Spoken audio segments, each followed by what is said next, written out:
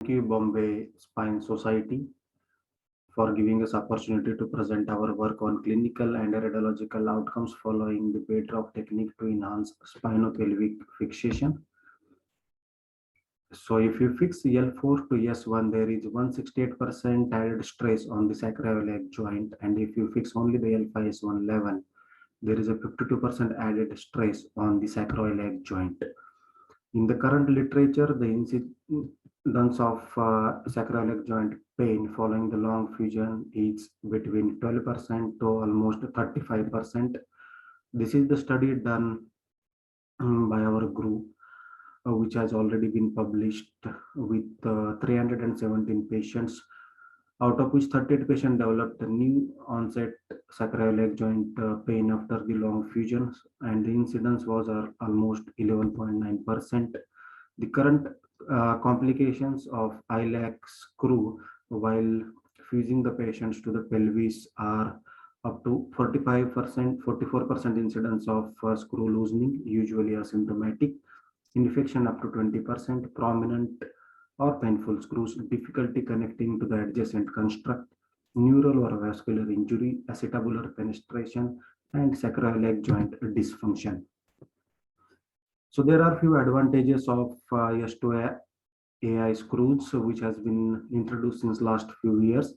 I will mention the technique in short. The S2 AI technique uses a starting point in the sacral ala between the S1 and S2 and neuroforamina, directed towards the anterior inferior iliac spine, allowing inline anchors without additional connectors or dissection. It allows the iliac crest bone graft harvest, and it crosses the sacroiliac joint and reduces the SIJ movement. But this screw, if used alone, it has a lot of complications, almost 2 to 3%, including SIJ pain, loosening of the S2AI screw, set screw dislodgement, neck fracture, shock fracture, and requires revision in up to 1.6% of the patients. So this technique of SIJ fusion, it includes the one cage and the S2AI screw on each side. So this study showing the S2AI screw when used with the A-leaf and the bedrock technique, there is decrease bending movement and decrease range of movement at the sacroiliac joint compared to all the available techniques. I'll show you this with one example. This is a 68 year lady with adult degenerative scoliosis with PILL mismatch of about 15.4 degree with severe bilateral leg pain and back pain and bilateral sacroiliac joint pain. Her scoliosis was around 52.9 degrees, and there were multiple levels of foraminal stenosis, as we see. So we planned all these patients using the SurgiMap. We did all the cases in two stages. In stage one, we did the anterior procedures, OLIF and ALIFs, by two different approaches.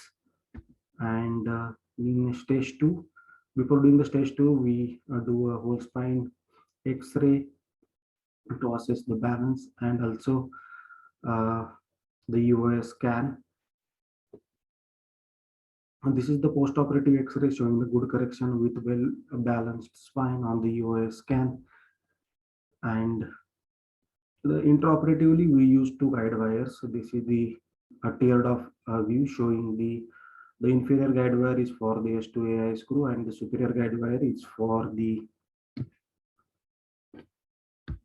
cage. And we used navigation for all our patients.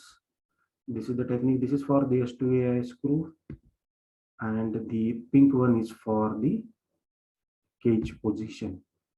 Intraoperative view in C-arm. Then this is the view showing the navigation guided screw and the cage position. We check on the C-arm the position of the screw and the cage.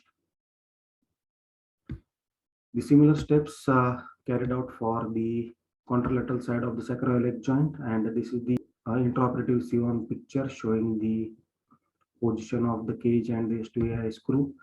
So in this study, we used total 15 patients preoperatively. EQ5D VAS, ODI, VAS questionnaire scores were obtained in all the patients. The enhanced spinopelvic fixation using the Bedrock technique were performed in a single tertiary care specialist center at Royal National Orthopedic Hospital by 2 senior spine surgeons. All the implants were inserted using the computer navigation. We prospectively reviewed patients' reported outcomes measures at 6 months and 1 year follow-up. CT scans were performed in all the patients at 12 months to assess the fusion rate, and all the patients had a minimum 12-month follow-up and were assessed for SIJ pain.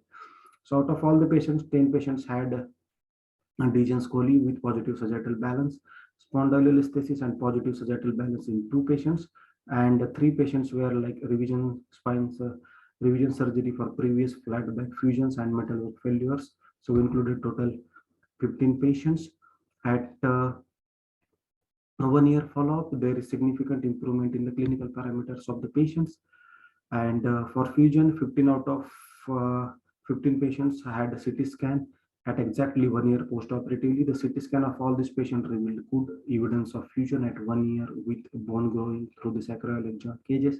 There was no case of distal implant failure or evidence of the screw loosening. So to conclude, the clinical and the radiological results from our study reveal that the use of triangular sacroiliac joint cages in addition to the S2A screw, which is we call as a Bedrock technique in long construct adult deformity surgery, results in the good outcomes with no mechanical failure of spinopelvic fixation. Thank you.